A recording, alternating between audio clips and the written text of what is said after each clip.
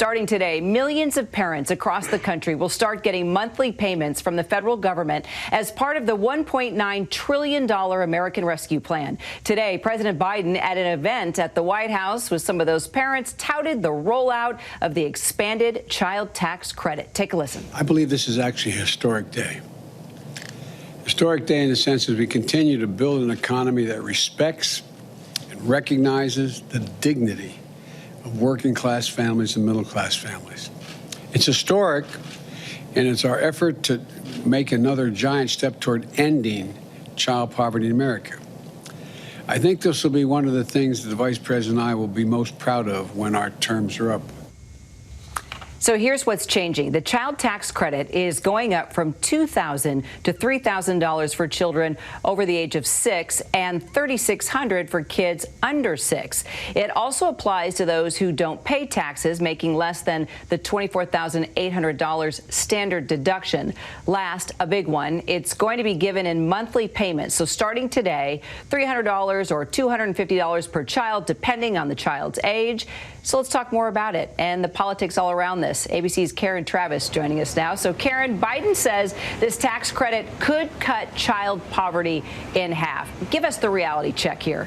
Yeah, Kira, the administration says that this year alone, 5 million children could be lifted out of poverty because of this expanded child tax credit. As you mentioned, if you did not make enough income to file taxes, you were not eligible to get the full tax credit under the old rules. So the administration says by doing it this way, there are now families with more than 26 million children in this country who are now eligible to get that expanded tax credit. So it's not just that more people now will be able to take advantage of this, get the money that they're owed. They're also going to get more money too. Those payments start today and will continue through the end of this year. The last one will be in December.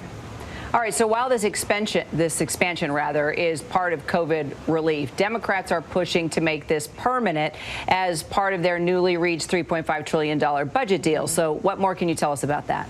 The president had said that he would like to see these child tax credits extended permanently. But for now, they're going to try and get them to go through 2025. That's what's laid out now in that $3.5 trillion budget agreement that Democrats are moving forward on. So a little bit of a baby step there, try and get them for a couple of years, because right now they're only for 1 year. And the administration says that this is really the best way to do this. You know, this is money that people would get in a lump sum when they file their taxes. Now, though, you start getting these monthly payments, and they say this is going to help people pay for regular, everyday expenses, things like childcare, bills. You know, as I do, kids are pretty expensive, and those things just pop up sometimes with a big surprise. They say this is putting more money directly in people's pockets every month. Well, especially when you have twins like we do, it doubles everything, right? Absolutely. All right, let's talk about Senator Chuck Schumer. He says he plans to hold a key test vote for the bipartisan infrastructure plan next Wednesday. What should we expect there? Yeah, this is a really big test, and you know, nothing like a little deadline to get lawmakers moving if they've been dragging their heels a little bit. This bipartisan infrastructure agreement that the president came out at the White House and announced a couple weeks ago, it's about $1 trillion.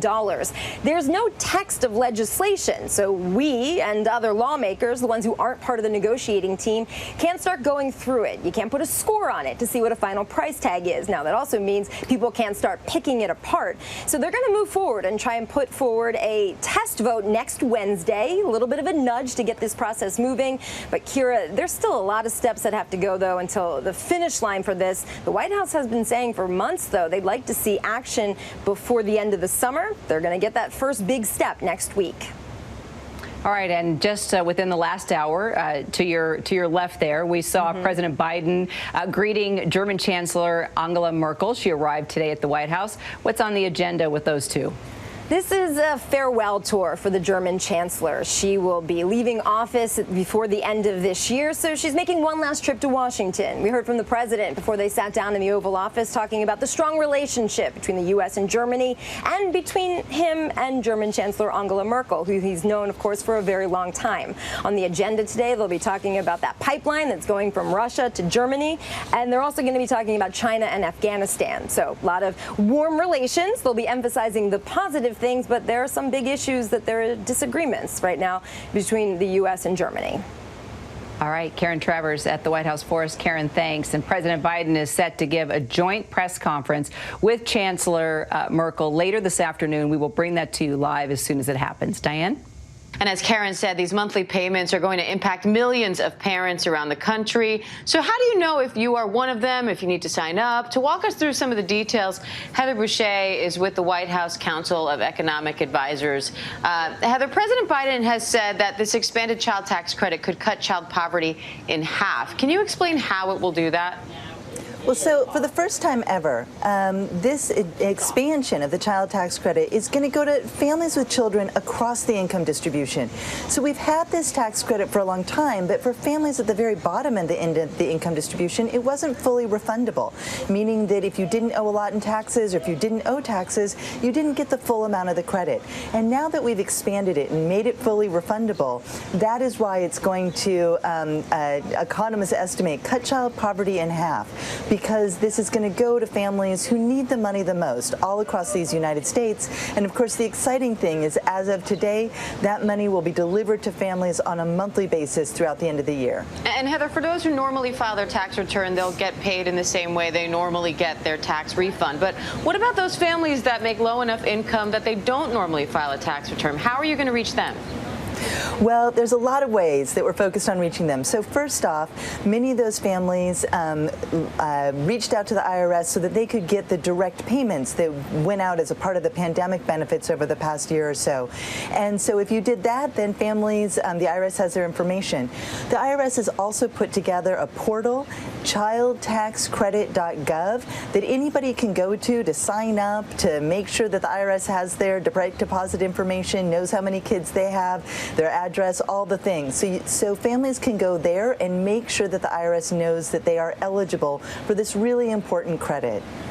And we just got the new jobless numbers in this morning. New applications for unemployment benefits fell to a new pandemic low last week. The president himself keeps telling us the economy's rebounding. So why are these checks for families necessary now?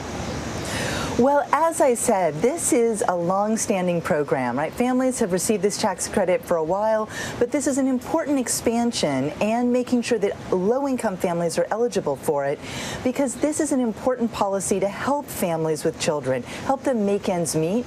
And we know from a lot of empirical research and evidence that pulling those children out of poverty, really helping families with those expenses of having children, can make a significant difference in a child's life. So especially after the really rough year that folks had because of the pandemic, this was a core part of the American Rescue Plan that was signed into law back in March, and a really important part of the rescue efforts, but is also a part of what we believe families need on an ongoing basis. Well, and there's now a push to make this expansion permanent as part of the latest budget deal. What's the rationale there, and where's the money coming from?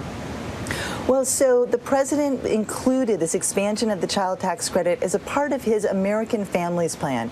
And Congress right now is debating how long to extend it as we speak. He has made clear that he believes that we need to make sure that this credit is fully refundable and is expanded for families on an ongoing basis. This is important economic policy and a really important policy for America's families. I also want to ask you about inflation, because the Consumer Price Index showed a higher increase in prices than expected in June. We're seeing the biggest annual spike in 13 years. So what do you say to Americans who are concerned with all this government spending that's already happening and the additional spending being considered, given we're already seeing inflation and already seeing employers struggling to fill job posts? Well, so I would say a couple things. First, this is an important support to America's families with children. And this is going to help those families make ends meet, afford child care, new school supplies as children go back to school in the fall after, remote learning during the COVID times. So that is really important.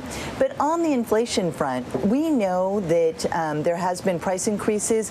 We also know that these are in large part due to us coming out of this historic pandemic, that most of these this, the significant boost in prices is due to supply chain hiccups and pandemic-related services that people are demanding in greater numbers, things like airfare and hotels, because people are getting back to normal.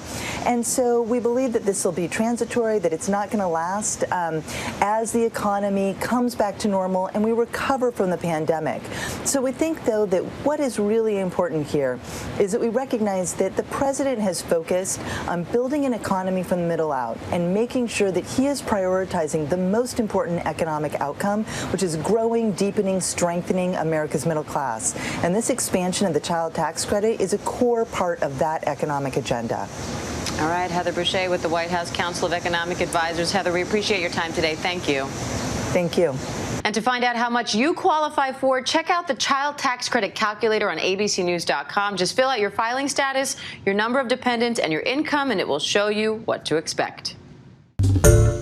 Hi, everyone. George Stephanopoulos here. Thanks for checking out the ABC News YouTube channel. If you'd like to get more videos, show highlights, and watch live event coverage, click on the right over here to subscribe to our channel. And don't forget to download the ABC News app for breaking news alerts. Thanks for watching.